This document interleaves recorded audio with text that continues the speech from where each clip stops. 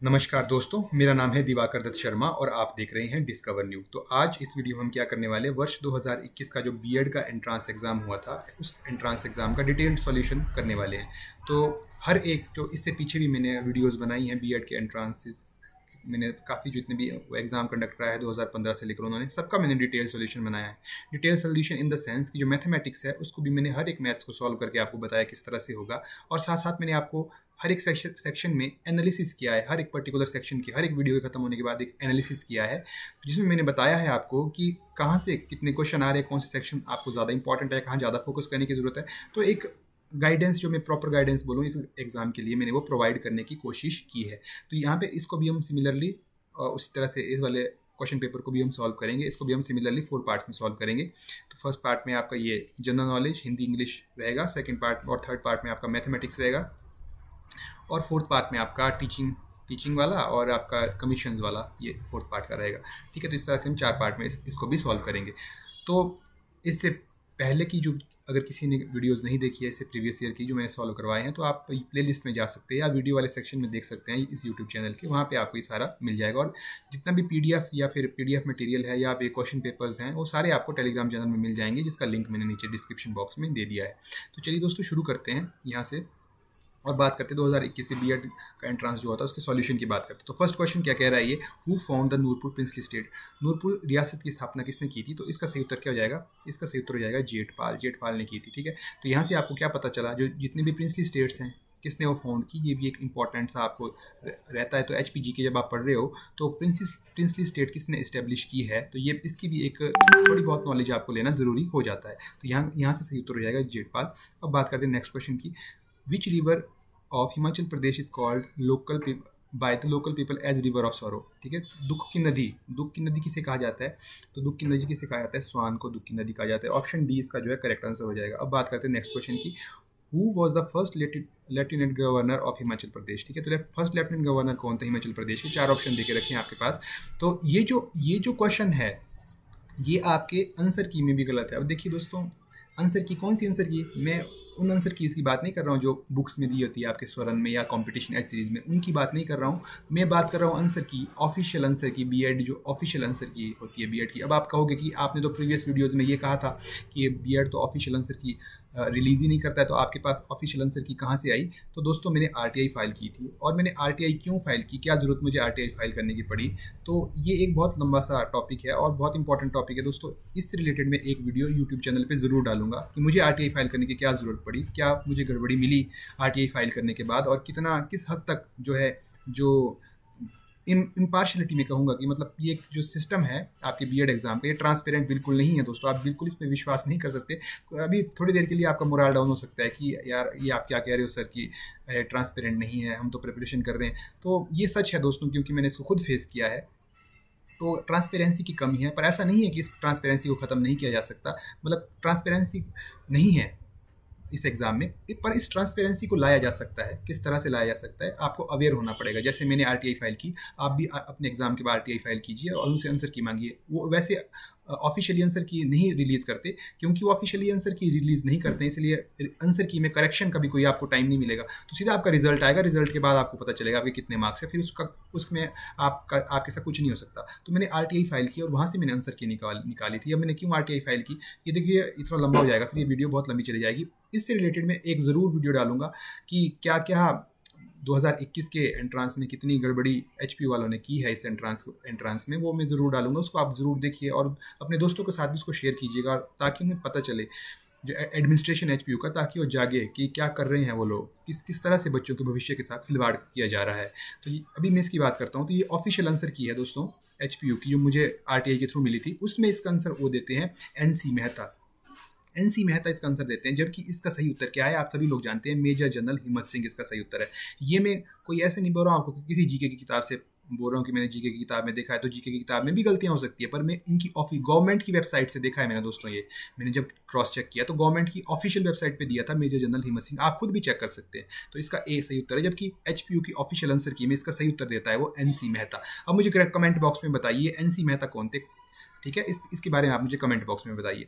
चलिए अब बात करते हैं नेक्स्ट क्वेश्चन की। Which Himachali won Victoria Cross during the First World War. तो ये इसका सही उत्तर क्या हो जाएगा? इसका सही उत्तर हो जाएगा ऑप्शन बी, फोर्थ क्वेश्चन है तो इसका सही उत्तर हो जाएगा ऑप्शन बी, जमादार लाल लाला इसका सही उत्तर हो जाएगा।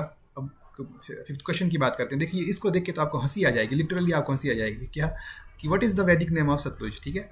ये बच्चे बच्चे को पता है, जो भी प्रेपरेशन में अगर थोड़े भी सीरियस हो आप, आपको पता होगा कि सतलुज का वैदिक नाम क्या है, सतुद्री, ठीक है, सबको बच्चे बच्चे को पता है। पर एचपीयू अपनी ऑफिशियल आंसर की में इसका आंसर क्या देता है, ए बिपाशा इसका सही उत्तर देता है वो, ठीक है। और ये आंसर की ऐसी नहीं दोस्तों, वेरीफाइड है, किसके द्वारा वेरीफाइड है, डिप्यूटी रजिस्ट्रार एचपी यूनिवर्सिटी द्वारा ये अटेस्टेड कॉपी है, इस पर स्टैंप लगे हुए हैं ऑफिशियली। मैं जब इससे रिलेटेड वीडियो बनाऊंगा तब मैं आपको सारे प्रूफ के साथ बताऊंगा दोस्तों। फिर आप इस वीडियो को ज़्यादा से ज़्यादा शेयर करना, ताकि आपके साथ जो इस बार अटैम्प्ट दे रहे हैं उनके साथ ये खिलवाड़ ना हो, जैसे 2021 वालों के साथ खिलवाड़ हुआ था, आपके साथ ऐसा ना हो। यही मेरा मेन कारण है कि मैं वीडियोज़ बना रहा हूँ इससे रिलेटेड, ताकि जो करेक्ट नॉलेज है, पहली बात तो ये कि जो बुक्स हमारे पास मार्केट में अवेलेबल है उनमें करेक्ट इन्फॉर्मेशन नहीं है, और दूसरी बात जो ये एचपीयू पेपर कंडक्ट करवा रहा है इसमें भी ट्रांसपेरेंसी नहीं है, बहुत धांधली बोलूँगा मैं, साफ साफ की धांधली होती है, ठीक है। तो जब मैं उस वीडियो को बनाऊंगा उसको आप जरूर शेयर करना। तो इसका सही उत्तर हो जाएगा ऑप्शन सी, शतुद्री इसका सही उत्तर हो जाएगा। अब बात करते हैं नेक्स्ट क्वेश्चन की, क्वेश्चन नंबर 6।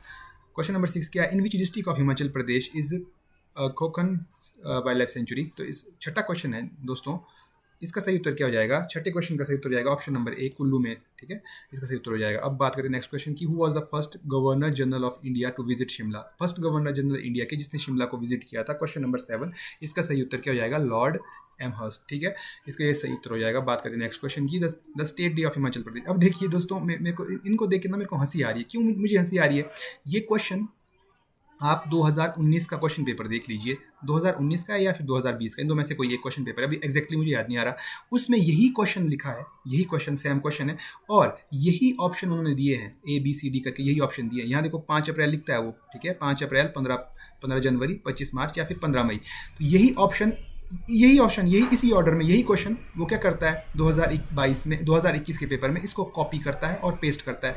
अरे देखने वाला ये भी चेक नहीं करता कि 15, एक सही ऑप्शन तो यहाँ दें, एटलीस्ट 15 अप्रैल तो लिखे 5 अप्रैल की जगह। जो गलतियाँ उन्होंने 2019 में की थी वही सेम गलती, सेम क्वेश्चन को उन्होंने कॉपी किया और पेस्ट किया, और उसी को वहाँ पे 2021 में पूछते हैं। तो यहाँ से आपको क्या पता चलता है कि कितनी लापरवाही करते हैं दोस्तों। आपसे 1100 रुपये फीस ली जाती है, ठीक है, और 17,500 बच्चों ने भरा था जब मैंने अटैम्प्ट किया, तो 17,500 लोगों ने भरा था।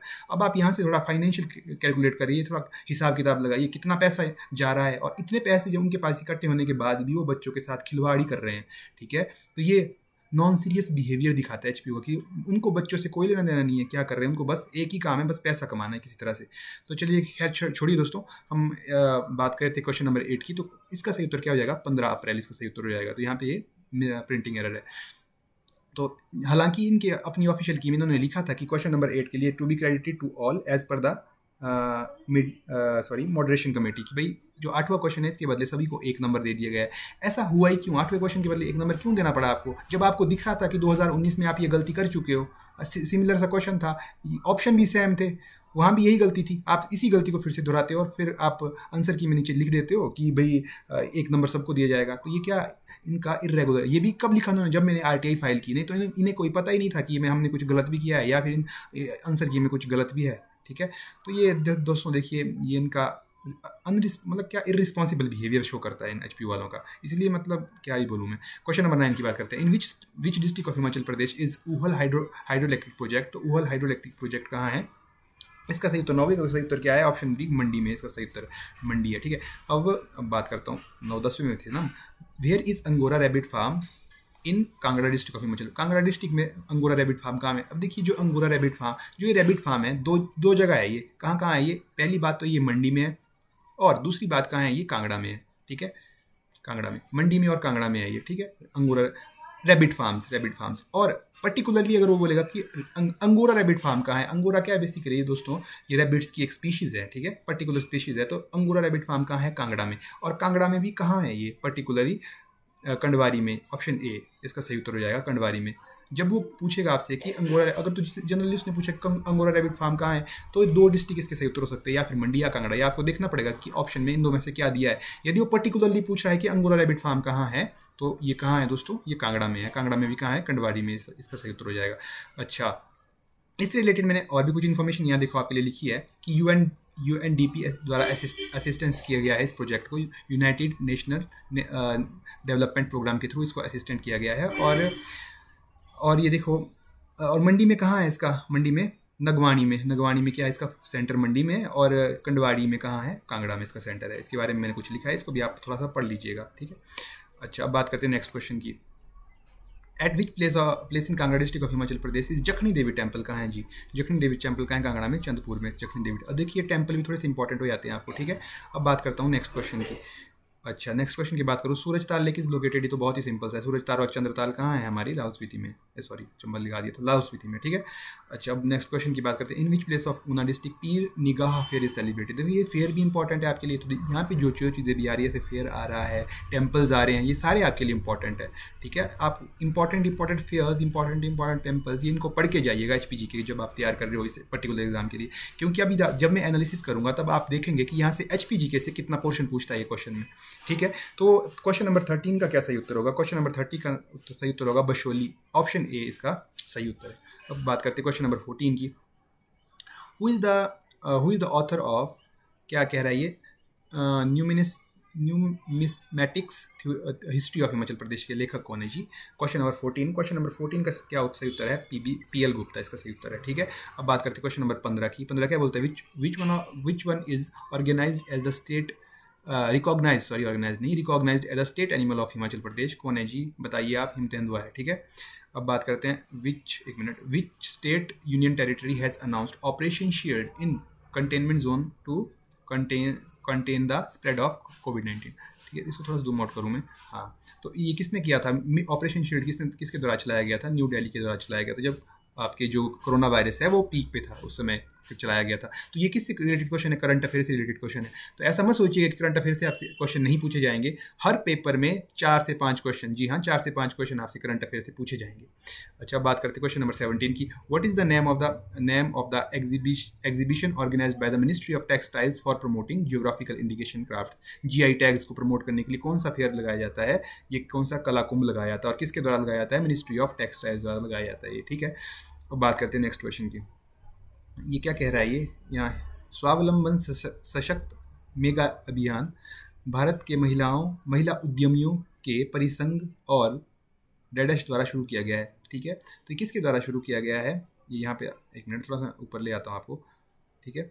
ये किसके द्वारा शुरू किया गया है SIDBI के द्वारा शुरू किया है। SIDBI क्या है, small industrial development bank of India, ठीक है, SIDBI है ये, ठीक है। तो ये इसका सही उत्तर हो जाएगा। आपको नेक्स्ट क्वेश्चन की ओर बढ़ते हैं। Which among the following fishes do not have central nervous system. तो देखिए ये क्वेश्चन किससे रिलेटेड है, जनरल साइंस से रिलेटेड आपका ये क्वेश्चन है। तो इसमें क्या कह रहा है कि which fish do not have central nervous system, इसका सही उत्तर हो जाएगा जेली फिश, ठीक है। ऑप्शन सी इसका सही उत्तर हो जाएगा। एक बार क्रॉस चेक कर लेता हूँ, जी हाँ सही उत्तर है।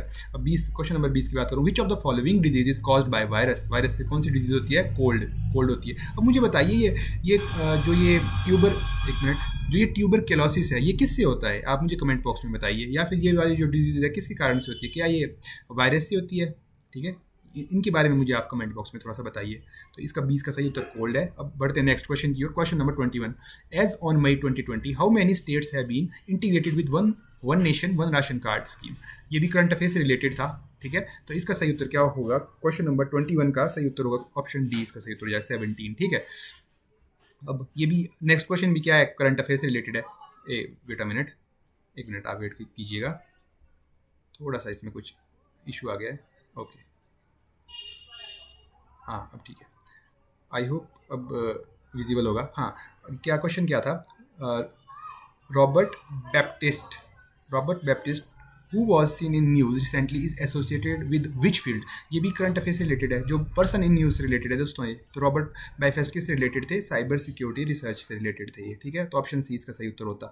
तो option question number 23। The highest civilian award in the field of contribution to the unity and integrity of India is named after which Indian leader. तो ये क्या, किसका सही उत्तर क्या होगा, सरदार वल्लभ भाई पटेल, ठीक है। यूनिटी एंड इंटीग्रिटी, तो सरदार वल्लभ भाई पटेल ने क्या किया था, जो रियासतें थी उनको इकट्ठा करके जो एक देश जो है भारत देश का निर्माण किया था।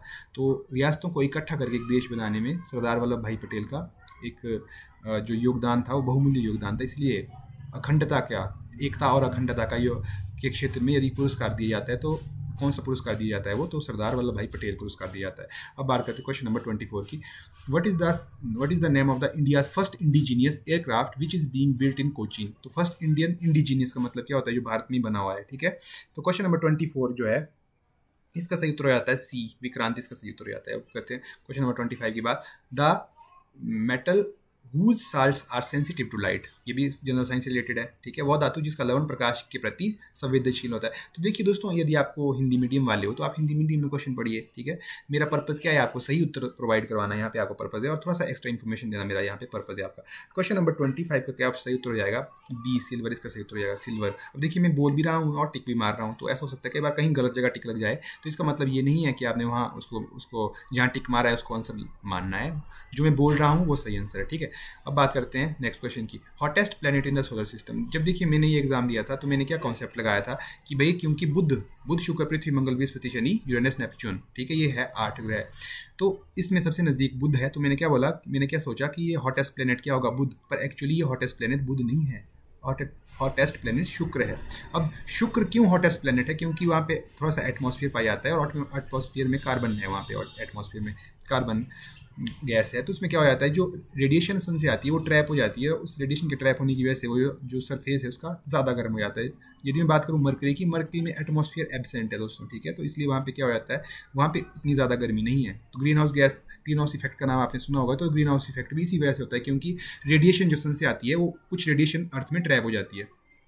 तो इसका सही उत्तर होगा शुक्र। अब थोड़ा सा मैंने लॉजिक भी बताया आपको ताकि आप थोड़ा सा याद भी रख सको शुक्र कैसे होगा, ठीक है। अब बात करते हैं नेक्स्ट क्वेश्चन की। How many times has the preamble of the constitution of India has been amended. तो ठीक है, भारत के संविधान, एक मिनट रुक जाइए। अब देखिए यहाँ पे हिंदी में क्या क्वेश्चन देता है, ये भारत के संविधान में कितनी बार संशोधन हुआ है, ठीक है। भारत के संविधान में कितनी बार, संविधान में तो दोस्तों बहुत बार संशोधन हुआ है, कॉन्स्टिट्यूशनल अमेंडमेंट एक्ट जिसको हम बोलते हैं। पर ये प्रीएम्बल में कह रहा है, प्रीएम्बल क्या होता है, प्रीएम्बल होती है ना कि जिसमें पूरे कॉन्स्टिट्यूशन का सार लिखा होता है, उसको हम प्रीएम्बल बोलते हैं, ठीक है। अब हिंदी में पता नहीं से क्या कहते हैं, हिंदी में प्रीएम्बल को क्या बोलते हैं आप नीचे लिख सकते हैं। तो प्रीएम्बल में कितनी बार, पर्टिकुलरली प्रीएम्बल में कितनी बार अभी तक संशोधन हुआ है, एक बार संशोधन हुआ है, ठीक है। तो ये है संविधान में तो बहुत बार। अब आप इस तरह के क्वेश्चन को किस तरह से डील करना है आपको, देखिए लास्ट में मान्य कौन सा होगा, मान्य इंग्लिश वाला टेक्स्ट मान्य होगा, मतलब जो करेक्ट टेक्स्ट माना जाएगा वो इंग्लिश वाला माना जाएगा, ना कि हिंदी वाला करेक्ट टेक्स्ट माना जाएगा। तो देखिए मैंने यहाँ पे थोड़ा सा आपके लिए इन्फॉर्मेशन भी यहाँ प्रोवाइड करवाई है। क्या कह रहा है, ये एक बार हुआ है कॉन्स्टिट्यूशन, ये जो आपकी अमेंडमेंट हुआ है, एक मिनट रुकना, ओके। तो एक ही बार अमेंडमेंट हुआ है, ठीक है, एक बार अमेंडमेंट हुआ है 1976 में, जिसको हम 42nd constitutional amendment, CAA means constitutional amendment act.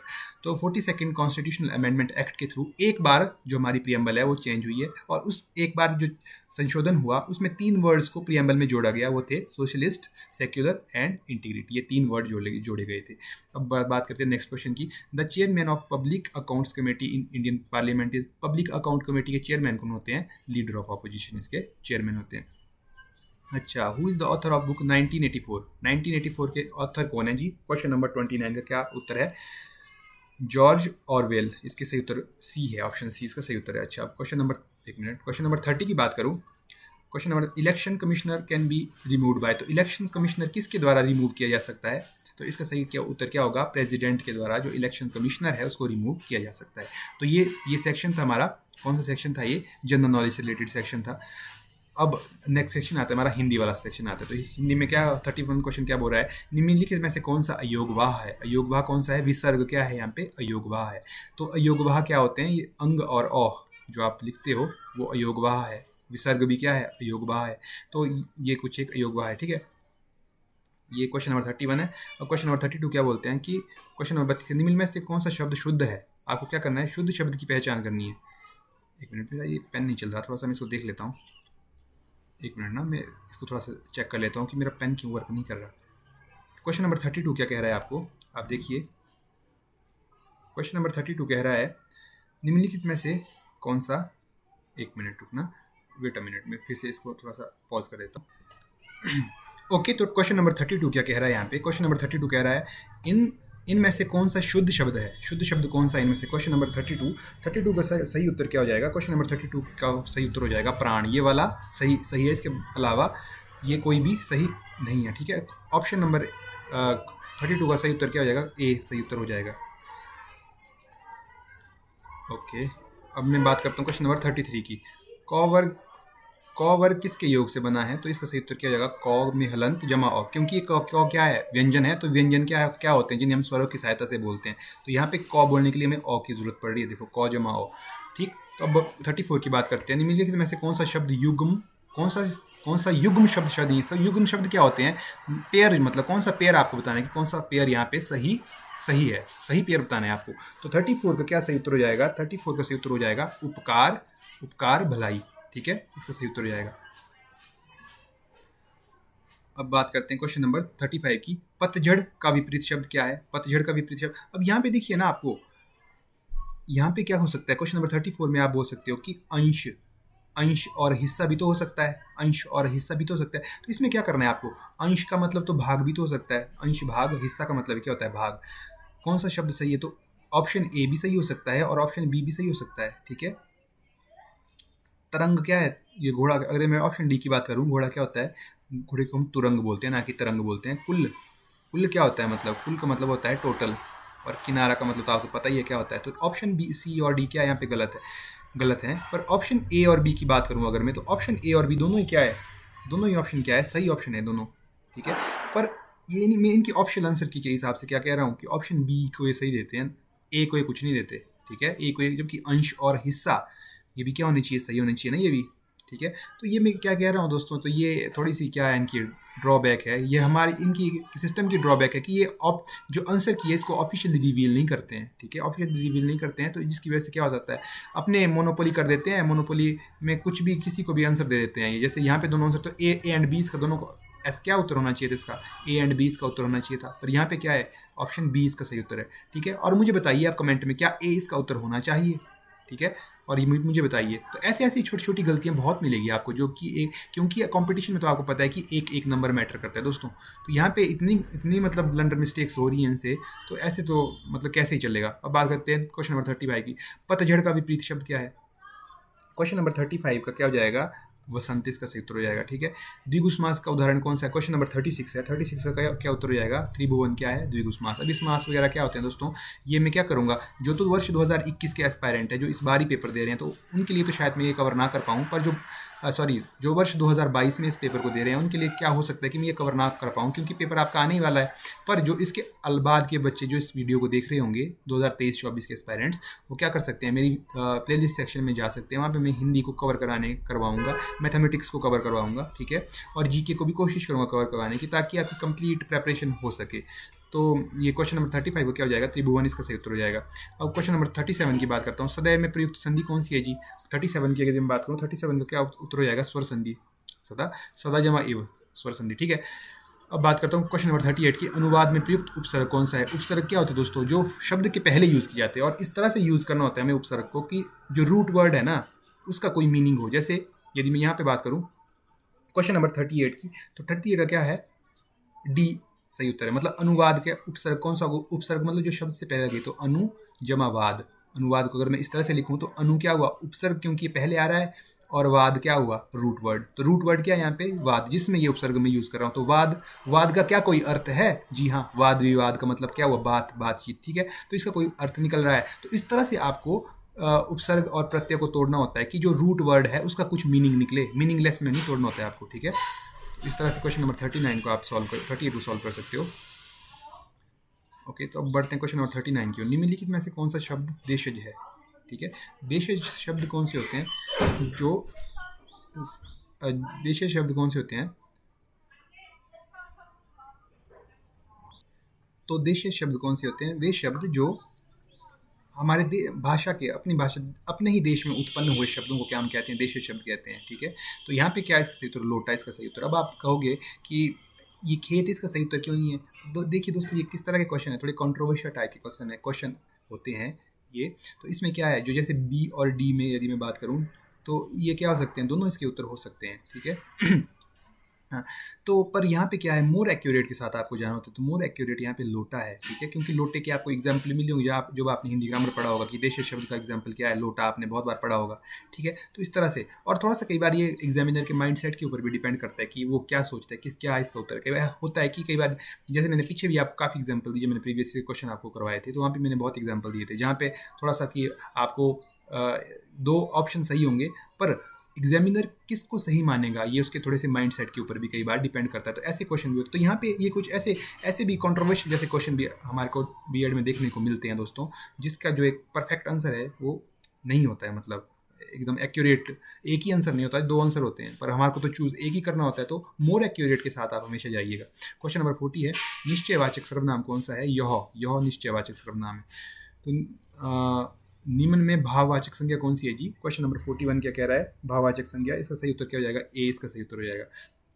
अब उ का उच्चारण स्थान क्या है, ठीक है। अब ये भी क्वेश्चन इनकी ऑफिशियल आंसर की में इसका कोई उत्तर गलत दिया है। मैक्सिमम बच्चों को आपको पता होगा कि उ का क्या उच्चारण स्थान है? ओष्ठ।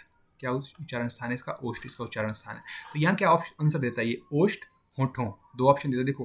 तो ये सही उत्तर किसको बोलता है अपनी ऑफिशियल आंसर की में? होठों को ये सही उत्तर बोलता है, ठीक है। जबकि ओष्ठ का मतलब भी तो होंठ ही होता है, तो यहाँ सही उत्तर क्या होना चाहिए था? सी एंड डी यहाँ पे सही उत्तर होना चाहिए था, पर ये क्या करते हैं? सिर्फ डी को ही सही उत्तर करते हैं। तो वो मैक्सिमम ने क्या किया होगा? यहाँ पे सी को टिक किया होगा, जिनको पता होगा कि इसका उच्चारण स्थान क्या होता है, और उनका क्या होगा? उनका ये गलत हुआ होगा, और क्योंकि सही उच्चारण स्थान उन्होंने होठों पे, उन्होंने होठों के हिसाब से उन्होंने क्या किया? इसको मार्क किया हुआ। अच्छा, तो इस तरह से मैं बता रहा था कि कितनी गलतियां की है इन्होंने इस क्वेश्चन पेपर, इस आंसर की में, जबकि ऑफिशियल आंसर की में इतनी गलतियां की है। खटमल शब्द क्या है जी? तो ये पुलिंग है, ठीक है। अब बात कर रहा हूँ 44 की, महात्मा में कौन सा समास है? तो क्वेश्चन नंबर 44, महात्मा महान है जिसकी आत्मा, सॉरी क्वेश्चन नंबर 44 है ना, हाँ। तो क्वेश्चन नंबर 44 का कैसे उत्तर हो जाएगा? ऑप्शन बी, कर्मधारय समास, ठीक है। महोषण की संधि विच्छेद। अब महोषण की संधि विच्छेद आपसे पूछता है ये क्वेश्चन नंबर 45 में, तो क्वेश्चन नंबर 45 का सही उत्तर क्या हो जाएगा? क्वेश्चन नंबर 45 का सही उत्तर हो जाएगा ऑप्शन नंबर डी, महाजमा उष्ण महोष्ण, ठीक है। अब इसके बाद क्या है दोस्तों? इसके बाद आपको एक गद्यांश देता है, स्टेंजे देता है, इससे रिलेटेड आपको क्या करना है? यहाँ पे इसको पढ़ना है, और इससे रिलेटेड जो क्वेश्चन आंसर है उसको टिक करना है। तो यहाँ पे मैं पढ़ नहीं रहा हूँ इसको, मैं डायरेक्ट जो आंसर्स हैं उनको टिक कर रहा हूँ। आप इसको पढ़िएगा और उन आंसर को मैच करने की कोशिश कीजिएगा। तो 46 का सही उत्तर है, 46 का सही उत्तर है सी, ठीक है। और 47 का सही उत्तर है बी, ठीक है। और 48 का, वेट अ मिनट, 48 का सही उत्तर है, 48 का सही उत्तर है डी। और 49 का सही उत्तर है बी, 49 का क्या सही उत्तर है? बी। और 50 का सही उत्तर क्या है? 50 का सही उत्तर है डी, इसका सही उत्तर है। तो इस तरह से ये इसके सही उत्तर है। आप एक बार इसको खुद से पढ़िए और खुद से टिक कीजिए, उसके बाद मेरे बताए गए आंसरों के साथ आप इनको मैच करके देखिए कि आपके कितने सही आ रहे हैं, ठीक। अब बात करते हैं इंग्लिश वाले सेक्शन की। तो इंग्लिश वाले सेक्शन की यदि मैं बात करूँ तो क्वेश्चन नंबर 51 से इंग्लिश वाला सेक्शन शुरू होता है। तो मैंने अपने चैनल पर इंग्लिश को डिटेल में डिस्कस नहीं किया है दोस्तों, तो मैं क्या करता हूँ, सिर्फ इंग्लिश के आपको आंसर प्रोवाइड करता हूँ, और मैं इंग्लिश वाला सेक्शन है उसमें 100% श्योरिटी नहीं देता, पर हालांकि मैं इस क्वेश्चन पेपर की थोड़ी श्योरिटी दे सकता हूँ, क्योंकि मेरे पास ऑफिशियल आंसर की है। इसके अलावा मैंने कहाँ से पढ़ाया है? मैंने कंपटीशन एज सीरीज़ वाले बुक से इंग्लिश वाले सेक्शन को कवर किया है, क्योंकि वहाँ पे मेरे को कंपैरेटिवली कम गलतियाँ मिली एज़ कम्पेयर टू स्वर्ण। ये मैंने पीछे भी आपको बताया जब मैंने क्वेश्चन पेपर को पीछे डिस्कस आपके साथ किया था। तो यहाँ पे मेरे पास ऑफिशियल आंसर की है, तो इसमें मोस्ट प्रोबेबली मेरे को लग रहा है कि सारे उत्तर सही ही होंगे। तो यहाँ पे क्या करूँगा, मैं डिस्कस नहीं करूँगा, बस आपको उत्तर बताता जाऊँगा, ठीक है। तो प्रश्न नंबर 51 जो है, 51 का सही उत्तर हो जाता है C, present. Each and everyone was present at the wedding, ठीक है। तो इसका सही उत्तर क्या हो जाएगा? आपको क्या करना है? आपको यहाँ पे एरर को फाइंड करना है। तो एरर कहाँ बताता है 51 में? ये 51 में ये बताता है एरर कहाँ है? 51 में एरर है ऑप्शन नंबर बी में एरर है, सॉरी सी नहीं आएगा इसका 51 का, ऑप्शन नंबर बी इसका सही उत्तर हो जाएगा 51 का बी, ठीक है। तो इस तरह से आप चेक करते रहना। 52 का the woods floats in waters, ठीक है। इसमें भी आपको एरर फाइंड करना है। 52 का क्या हो जाएगा? 52 का ए हो जाएगा इसका सही उत्तर। अब देखिए, अब जो यहाँ पे स्टूडेंट्स जिनके पास इंग्लिश मेजर रहा है कॉलेज लेवल पे, या जो ग्रामर की जिसके पास अच्छी खासी कमांड है, वो मुझे कमेंट बॉक्स में बता सकते हैं कि क्या इसमें भी कोई गलती है, क्योंकि इस वाले सेक्शन पे मुझे, क्योंकि मैंने इसको एनालाइज नहीं कर पाया, क्योंकि मेरी उतनी ज़्यादा कमांड इंग्लिश ग्रामर पे नहीं है, इसलिए मैं क्या नहीं कर पाया, इसको उतना ज़्यादा अच्छे से एनालाइज नहीं कर पाया हूँ। यहाँ पे मैं ऑफिशियल आंसर की में जो आंसर्स है वही आपके साथ शेयर कर रहा हूँ। हो सकता है जैसे अदर सेक्शन में मुझे आंसर गलत मिले, इसमें भी हो सकता है आंसर गलत हो। तो आप क्या करना, जितने भी मैं वीडियो अपलोड करता हूँ उनके कमेंट सेक्शन जरूर चेक करना। वहाँ पे यदि कोई वीडियो में बोलते हुए कोई गलती हो जाती है, तो कुछ बच्चे उनको हाईलाइट करते हैं और मैं उन कमेंट्स को मैं क्या कर देता हूँ, पिन कर देता हूँ नीचे। तो जो करेक्शंस है वो आपको कमेंट सेक्शन में मिल सकती है। तो कमेंट सेक्शन हर वीडियो का चेक करते रहिएगा। क्वेश्चन नंबर 53 की बात करते हैं, फिल इन द ब्लैंक्स। ठीक है, my father will retire from service dash a year. ठीक है, क्वेश्चन नंबर 53 है, इसका सही उत्तर हो जाएगा इन अ ईयर। ठीक है, अब बात करते हैं क्वेश्चन नंबर 54 की, find out the proper synonyms underlined word. इसका सिनोनियम निकालना है, सिनोनियम बताना है आपको। ठीक है, समानार्थी। तो इसका क्या 54 का क्या हो जाएगा, ऑप्शन नंबर ए ड्रिपिंग हो जाएगा। ठीक है, इसका सही उत्तर। 55 की बात करता हूँ, filling the blanks, filling the blanks, it is the dash abrupt story. ठीक है, ये आर्टिकल से रिलेटेड है। तो आर्टिकल 45 का क्या हो जाएगा, 55 का क्या हो जाएगा, 55 का हो जाएगा ए ऑप्शन एन आएगा यहाँ पे। ठीक है, क्योंकि यहाँ पे क्या आ रहा है, वबल ए ई आई ओ यू का यूज हो रहा है। सिलेक्ट द प्रॉपर सफिक्स, एक मिनट रुकना। ओके, तो यहाँ पे क्या आएगा, यहाँ पे क्या, select the proper suffix. Suffix और परफिक्स क्या होते हैं, वही प्रत्यय और उपसर्ग। ठीक है, हार्ड में क्या आएगा जी, हार्ड में क्या सफिक्स आएगा, तो इसका सही उत्तर क्या हो जाएगा, 56 का सही उत्तर हो जाएगा बी, हार्डन। हार्डन, ठीक है, ये क्या है, प्रत्यय है। सफिक्स क्या होते हैं, प्रत्यय। प्रीफिक्स क्या होते हैं, उपसर्ग। ठीक है, तो यहाँ पे क्या आएगा, हार्डन। हार्डन एक वर्ड बन जाएगा, तो इसका बी इसका सही उत्तर हो जाएगा। अब मैं बात करता हूँ क्वेश्चन नंबर 57 की, select the correct tense of the given sentence. इसमें आपको बताना है कि जो यहाँ पे सेंटेंस ये गिवन है कौन से टेंस से को रिलेट कर रहा है। I shall visit the book fair tomorrow. ठीक है, ये 57 जो इसका सही उत्तर क्या है, सिंपल फ्यूचर इसका सही उत्तर है। ठीक है, अब 58 की बात करता हूँ, select the proper adjective. Okay, select the proper adjective of diplomacy का एडजेक्टिव आपको बताना है। तो क्वेश्चन नंबर 58 है जो, इसका सही उत्तर क्या हो जाएगा, बी। ठीक है, बी इसका सही उत्तर हो जाएगा। ठीक है, बी 58 का क्या उत्तर हो जाएगा, बी। अब 59 की बात करते हैं, 59 select the correct plural form of the women की प्लूरल फॉर्म बतानी है 59 का। तो 59 का सही उत्तर जाएगा वुमेन, ऑप्शन सी। अब 60 find out the correct antonym of the underlined word. ठीक है, इसका एंटोनिम बताना है आपको। तो क्वेश्चन नंबर 60 का क्या उत्तर हो जाएगा, ए स्कैंटी। स्कैंटी, ठीक है। क्वेश्चन नंबर 61 की बात करूँ मैं, 61 क्या है, fill in the blanks. In India is planning dash many atomic plants to generate power. ठीक है, तो यहाँ पे क्या 61 का क्या उत्तर आ जाएगा, टू बिल्ड आएगा यहाँ पे। ठीक है, अब क्वेश्चन नंबर 62 की, ये क्या बोला, changing nouns into verb, nouns को वर्ब में चेंज करना है। तो 62 का थ्रिल का क्या हो जाएगा, वर्ब। थ्रिल का क्या हो जाएगा, 62 का हो जाएगा सी, थ्रिलिंग। ठीक, अब 63 की बात करूँ, नॉलेज का क्या हो जाएगा, 63 का क्या हो जाएगा, नो के एन ओ डब्ल्यू, नो। ठीक है, अब इसके बाद में बात करूँ 64 से 68 की बात करूँ, तो 64 से 68 पैराग्राफ देता है ये, आपको इस पैराग्राफ को पढ़ना है और इससे रिलेटेड सिमिलरली जैसे आपने हिंदी में छांटे थे सही उत्तर, वैसे ही सही उत्तर छांटने हैं। पर देखिए दोस्तों, इसकी भी आप प्रैक्टिस ज़रूर करके जाइएगा। ऐसा मत सोचिएगा कि वो बचपन में जो हमारे को स्टैंजाज आते थे उस तरह के ये आएंगे, इतने ईजी नहीं आते हैं ये, थोड़ा इनका लेवल उनसे ज़्यादा होता है। तो एक मतलब थोड़ी सी प्रैक्टिस करने की ज़रूरत है, ऐसा नहीं कि आपको बहुत इंटेंस प्रैक्टिस करनी पड़ेगी। 2-3 बार आप अच्छे से प्रैक्टिस करोगे, आपको समझ आ जाएगा कि वहाँ पर मैंने किस तरह से इसको अटैम्प्ट करना है। तो यहाँ पे 64 जो है, 64 का सही उत्तर हो जाएगा ऑप्शन नंबर डी। ठीक है, इसको पढ़िएगा और इनको मैच करने की कोशिश कीजिएगा। 65 का सही उत्तर हो जाएगा सी। ठीक है, और 66 का क्या सही उत्तर हो जाएगा, 66 का सही उत्तर हो जाएगा ऑप्शन नंबर बी। ठीक है, और 67 का क्या सही उत्तर हो जाएगा, 67 को जाएगा डी सही उत्तर।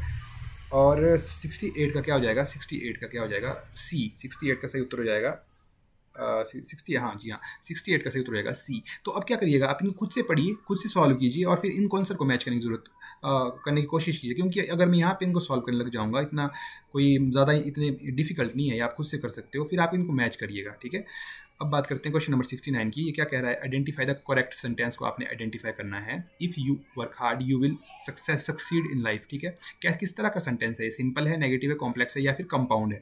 क्वेश्चन नंबर 69 का क्या है, सी इसका सही उत्तर हो जाएगा, कॉम्प्लेक्स इसका सही उत्तर हो जाएगा। क्वेश्चन नंबर 70 की यदि मैं बात करूँ, what a wonderful figure it is. तो क्वेश्चन नंबर 70 की यदि मैं बात करूँ तो इसका सही उत्तर हो जाएगा ए। ठीक है, अब इससे आगे क्या हो जाता है, हमारा मैथमेटिक्स का पोर्शन शुरू हो जाता है, जो कि हम नेक्स्ट पार्ट में करेंगे। अब इस पार्ट में क्या करेंगे, इसको एक बार एनालाइज करते हैं दोस्तों, कि यहाँ पे क्या क्या आया है, कौन कौन से टॉपिक्स इंपॉर्टेंट है। तो एनालाइज देखिए, हम यहाँ पे इसको एनालाइज करेंगे। ओके, तो यहाँ पे मैं थोड़ा सा पावर पॉइंट ओपन करता हूँ। पावर पॉइंट मैंने एक पीपीटी बना के रखी है, power point. Okay, wait a minute, मैं इसको ओपन कर लेता हूँ एक बार, फिर मैं आपको दिखाता हूँ कि यहाँ से कौन कौन से टॉपिक्स हैं जो ज़्यादा इंपॉर्टेंट है और कहाँ पे आपको ध्यान रखने की ज़रूरत है, किसको आपको ज़्यादा पढ़ना है। ठीक है, तो ये आ गए हम पावर पॉइंट की स्क्रीन पे। तो यहाँ पे हम एनालाइज कर रहे हैं दोस्तों। तो ये है वर्ष 2021 का पेपर। तो 21 के पेपर में आपको क्या क्या दिख रहा है यहाँ पे। वर्ष 21 के एचपी जीके से आपसे 14 प्रश्न यहाँ से पूछे गए थे और इंडियन जीके से आपसे 5 प्रश्न पूछे गए थे इस पेपर में, और साथ साथ जनरल साइंस से आपसे 4 क्वेश्चन पूछे गए थे, करंट अफेयर से 5 क्वेश्चन पूछे गए थे और बुक्स एंड ऑथर्स से आपसे 2 क्वेश्चन पूछे गए थे। इस तरह से टोटल 15 प्रश्न आपसे पूछे गए और 5 नंबर का क्या था, इस तरह से कितने क्वेश्चन पूछे गए, 30 प्रश्न आपसे यहाँ से जनरल साइंस से, जनरल नॉलेज से पूछे गए थे। ओके, तो इसके अलावा जो मैंने यहाँ पे ये टॉपिक्स लिख रखे हैं और मैंने यहाँ पे इनको डैश किया है, इसका मतलब ये अगर इनसे क्वेश्चन नहीं पूछे गए इसका मतलब ये नहीं है कि ये प्रश्न आए, ये कोई टॉपिक इंपॉर्टेंट नहीं है। अब ये मैंने लिखे क्यों है, यहाँ पे मैंने सिर्फ वही टॉपिक लिखे हैं जिनसे रिलेटेड प्रीवियस ईयर में प्रश्न आए हुए हैं। तो ये जितने भी मैंने यहाँ पे टॉपिक लिखे हैं करंट अफेयर्स हैं, करंट अफेयर आपको दिखेंगे 4 से 5 क्वेश्चन हर पेपर में आपको दिखेंगे ही दिखेंगे। और वैसे ही एचपी जीके का मेजर चंक जो है आपसे एचपी जीके से पूछेगा वो, ठीक है। एचपी जीके से आपको सबसे ज़्यादा प्रश्न देखने को मिलेंगे। और जनरल साइंस देखिए, जनरल साइंस से आपसे 2 से 3 प्रश्न आपको हर बार मिलेंगे। यहाँ इस बार तो बल्कि 4 प्रश्न इन्होंने पूछ लिए थे, ठीक है। तो इस तरह से आपको देखने को ये पैटर्न मिलेगा। तो क्या करना है आपको, जितने भी मैंने टॉपिक्स यहाँ लिखे हैं हर टॉपिक्स को एक बार देख लेना है, ठीक है। जैसे international organisation and its headquarter, ये भी आपको देखना है। थोड़ा सा स्पोर्ट्स से रिलेटेड थोड़ी सी आपको खबर रहनी चाहिए, थोड़ी सी हल्की फुल्की खबर। इंपॉर्टेंट डेज के बारे में पता होना चाहिए। एग्जाम नज़दीक आ रहा है तो थोड़ा इंपॉर्टेंट डेज, उसके आसपास वाले महीनों में कौन से इंपॉर्टेंट डेज हैं, अवार्ड्स किस किस को मिले हैं, ठीक है। और ये स्पोर्ट्स का थोड़ा सा नॉलेज होनी चाहिए। ये स्पोर्ट्स कप है दोस्तों, ये कि कौन सा स्पोर्ट्स कप ऑर्गेनाइज किया जाता है, ये मैंने पिछले क्वेश्चन पेपर में डिटेल में डिस्कस किया है। तो यहाँ पे इस तरह से आपको पता रहना चाहिए। तो ये बात हुई जनरल नॉलेज की। तो यहाँ से आपको जनरल नॉलेज से ये टॉपिक है जिनको आपको अच्छे से पढ़ के जाना है, ठीक है। अब मैं बात करूँ नेक्स्ट की। तो नेक्स्ट क्या है हमारे पास, नेक्स्ट है हिंदी का एनालिसिस करते हैं। तो हिंदी के एनालिसिस में इस बार से क्या आया था, स्वर और व्यंजन से 2 प्रश्न आपसे पूछे गए थे और आपसे तत्सम तद्भव देशज विदेशज से 1 प्रश्न पूछा गया था। और शब्द की वर्तनी यानी कि आपको स्पेलिंग करनी थी हिंदी में चेक कि कौन सा शब्द करेक्ट लिखा गया है, इससे 1 प्रश्न पूछा गया था। विलोम शब्द से 1 प्रश्न पूछा गया था आपसे। संधि से 2 प्रश्न पूछे गए थे। और एक मिनट, अनेकार्थी शब्द से 1 प्रश्न पूछा गया था और शब्दार्थ से आपसे 1 प्रश्न पूछा गया था। सिमिलरली समास से आपसे 2 प्रश्न पूछे गए थे। संज्ञा और सर्वनाम से 2 प्रश्न पूछे गए थे और उच्चारण स्थान से आपसे 1 प्रश्न पूछा गया था। इसके अलावा भी जितने टॉपिक मैंने यहाँ लिखे हैं उन टॉपिक से प्रीवियस ईयर में कुछ ना कुछ पूछा गया है, ठीक है। तो हिंदी में आप देखेंगे लगभग हर एक पोर्शन को टच करता है वो। तो आपको हर एक पोर्शन को टच करके जाना है, हर एक पोर्शन के बारे में थोड़ी बेसिक नॉलेज आपको होनी चाहिए ताकि आप वहाँ पे प्रश्न को जो है वो अटेम्प्ट अच्छे से कर पाएँ। तो इन जितने भी यहाँ पे हिंदी के टॉपिक है इनको आपको एक बार ज़रूर देख के जाना है अपने एग्जाम में। इनको देखे बगैर अगर आप जा रहे हो तो थोड़े आपके चांसेस जो है वो कम हो जाते हैं, ठीक है, सिलेक्ट होने के। अब बात करते हैं इंग्लिश वाले पोर्शन की। इंग्लिश में क्या पूछता है, ये एरर फाइंडिंग पूछता है और प्रेपोजिशन पूछा है इन्होंने, सिनोनिम एंटोनिम पूछा है, आर्टिकल्स पूछा है, सफिक्स पूछे हैं, टेंसेस पूछे हैं, एडजेक्टिव पूछे हैं, नॉन पूछे और वर्ब पूछा है। तो इस तरह से ये टोटल एनालिसिस हमने किया इसका कि ये क्या क्या पूछता है, किस किस पोर्शन पे आपको ज़्यादा ध्यान देने की ज़रूरत है। तो अब मैं क्या करूँगा, वर्ष 2021 तक मैंने ऐसे ही हर एक पेपर को एनालाइज किया है। अब मैं एक वीडियो में सेपरेटली बनाऊंगा जिसमें मैं सिर्फ यही जो जितने भी टेबल्स में आपके साथ डिस्कस किए हैं इन्हीं के बारे में डिस्कस करूँगा और इनसे फिर वहाँ पर हम जानने की कोशिश करेंगे कि हर एक साल में किस वाले पोर्शन से एचपीजीके से हर साल कितने कितने पूछे गए, हर साल वाइज हम कंपैरिजन करेंगे और वहाँ पे आपको एक अच्छी जो ओवरऑल जो नॉलेज है पता लगेगा कि किस पे सबसे ज़्यादा फोकस करने की ज़रूरत है। तो उस वीडियो के लिए आप इस वीडियो का डिस्क्रिप्शन बॉक्स चेक करना और साथ साथ आप हमारे यूट्यूब चैनल के जो प्लेलिस्ट सेक्शन है, प्लेलिस्ट नहीं वीडियो वाला सेक्शन है, वहाँ पर जाके भी चेक कर सकते हैं। और साथ ही साथ जो भी मैं ये वीडियोज़ बनाता हूँ अपने दोस्तों के साथ शेयर करिएगा, जो भी आपके फ्रेंड्स हैं वो जो प्रेपरेशन के लिए कर रहे हैं इस एग्ज़ाम की, ताकि उनके पास भी जो ये नॉलेज है ये पहुंच पाए और इसका यूटिलाइज वो अच्छे से कर पाए और उनकी प्रेपरेशन भी अच्छे से हो। तो जल्द ही मिलते हैं नेक्स्ट पार्ट में। Thank you so much.